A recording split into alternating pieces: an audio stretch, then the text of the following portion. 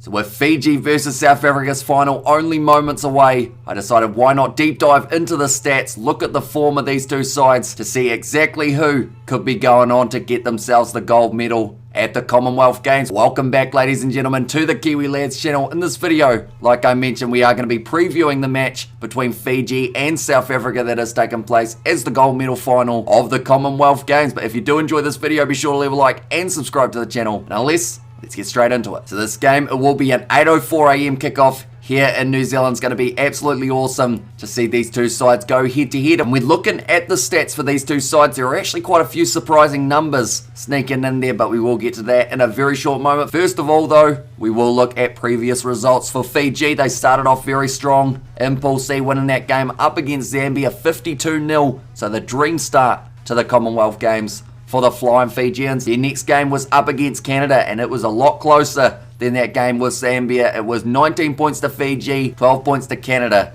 So it could have gone either way, but Fiji, they were able to hang on. And then in their next game up against Wales, they were able to win at 38 points to 24. So quite a few points conceded for Fiji throughout their group stage, which is something to remember when I get to South Africa's stats in just a little bit of time. But then they had their quarterfinal game up against Scotland. They did look strong throughout that one, winning at 34 points to 7. And then most recently, they had their semi-final up against New Zealand only a few hours ago, and that result was 19 points to Fiji to the 14 of New Zealand. And that game was won during golden point time for Fiji. So they have got themselves 5 from 5 wins. And their opposition, South Africa, they are also in that same boat. 5 wins from 5, and actually starting in a very similar fashion to Fiji were the Blitzboks. They managed to win their first game up against Malaysia 46-0. So neither of these sides conceding a try in their opening games of their pools. Then next they did have Tonga. They were able to beat them 36 points to 5. After that it was Scotland, and they were able to win 34-0. So another 0 for an opposition of South Africa. Then in their quarterfinal, it was also a 0 against them, 33-0 over Canada. And then in their semi-final fixture, it was 12-all at halftime, but then South Africa, they were able to win it 24 points to 12. So both sides, like I mentioned, on a 5-match winning streak for the Commonwealth Games. Someone will be moving on to get the gold medal, the other getting silver, and then New Zealand and Australia playing off for the bronze. But during my research that I was doing for this finals match, I did come across this awesome resource on the Commonwealth Games website, and it is all of the stats to do with these sides. So what we are going to be doing is a bit of a head-to-head comparison between Fiji and South Africa and see whose stats are looking more impressive heading into this final. But starting off, a stat that caught my eye straight away was points conceded. Now throughout the competition, we have heard about the fact that South Africa are yet to concede any points in the second half of a game of sevens, which is a massive one heading into a final, because normally it's that later stage of a game that the points start flowing for sides, whereas South Africa, they have not allowed that yet. And this is a stat that is quite incredible. South Africa, throughout their 5 games of sevens, have only conceded 17 points. That is incredible. And the fact that 12 of those points came from their game up against Australia in the semi-final. The only other side to score a try up against the South Africans was Tonga. But other than that, everyone else, Malaysia, Scotland and Canada, were all left scoreless in their games up against the Blitzboks. Next we look at Fiji, and they have conceded an extra 40 points on top of how many the Blitzboks had. 57 points conceded from the Flying Fijians. The main bulk of those points being scored by Wales, New Zealand and Canada. Remember that, Canada, because that was actually the side that the Springboks were able to beat 33-0, whereas Fiji, they were 19 points to 12 when they did play off during the pool stage. So quite the drastic change, and it just shows you how strong the Blitzboks defense has been. But that takes us on now to the amount of points that these two sides have been able to get. South Africa, they have scored 173 points. So South Africa per game are actually averaging 34.6 points, which is very impressive throughout the 5 games that they have played so far. Fiji, they have been able to score themselves 162 points, so right up there as well, with an average of 32.4 points per game. So it does mean both of these sides, they know how to score tries. They are actually the 2 leading try scoring sides in the competition. 29 for South Africa and 26 for Fiji. So if I had to guess in this final, there's a chance we might see quite a few points being scored. So briefly, while we are talking about the tries conceded, I mentioned the points conceded, but South Africa conceding 3 tries compared to Fiji's 9, which across 5 games is still actually a very good defensive rate for the Flying Fijians. which is why this game also has the potential of not having a lot of points scored. But I think it is going to be a points fest after these sides start to feel each other out. I think there could certainly be a lot of more unorthodox tries. And speaking of those tries, Angelo Davids, he is top of the try scoring list out of any player in this competition. He has played 5 games and he has got himself 10 tries. He has been on fire throughout this competition.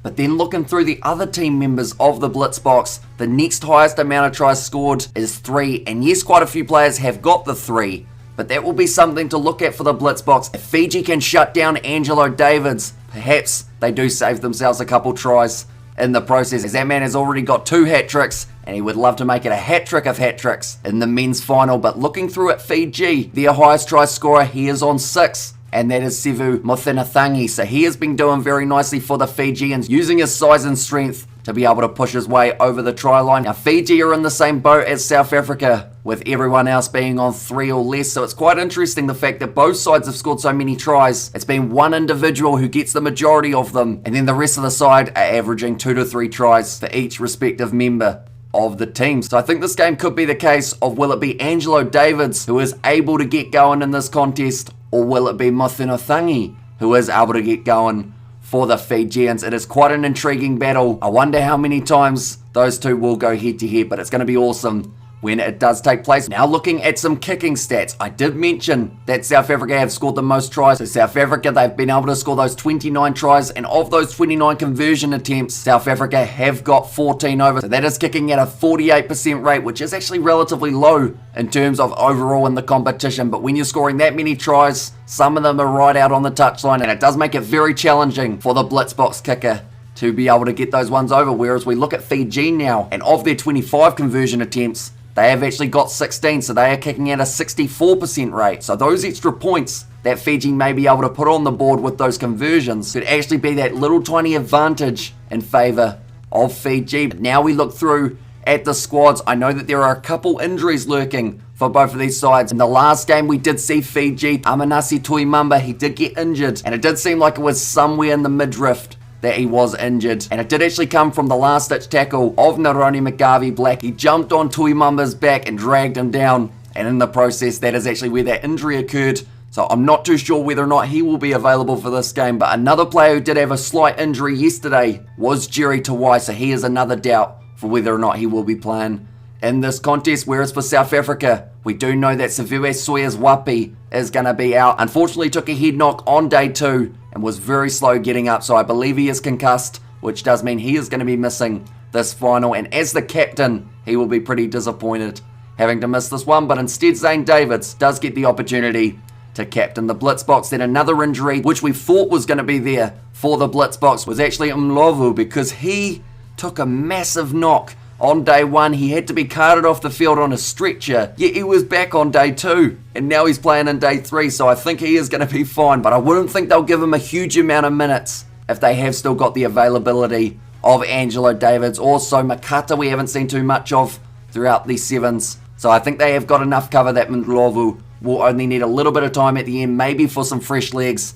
and a little bit more acceleration for the Blitzboks. But saying that, as we see from the stats, they do not concede many tries at all, definitely not in the second half of their matches. But nonetheless, we're up to that stage of the video, how now I try and predict who will be able to win this game. Now from the stats that I've read out, you would think that South Africa would come in as favourites. But on the New Zealand TAB, South Africa are actually $3 underdogs, with Fiji coming in as the favourites at $1.43. So that means that a lot of people are backing the Fijians in this match. But we do need to remember the Fijians, they are yet to win a Commonwealth Games gold medal. Now they would have seen the Fijiana women's side playing before this though, and I think that result could actually play factor in this matchup. They are going to be going head to head with the Australian women's side, and if they win, I think that will help the men just a little bit more. They'll be on a high, they'll be loving what they saw from that game, and that may help them get carried over the edge. So my brain at this stage for my prediction is saying South Africa win it by 10,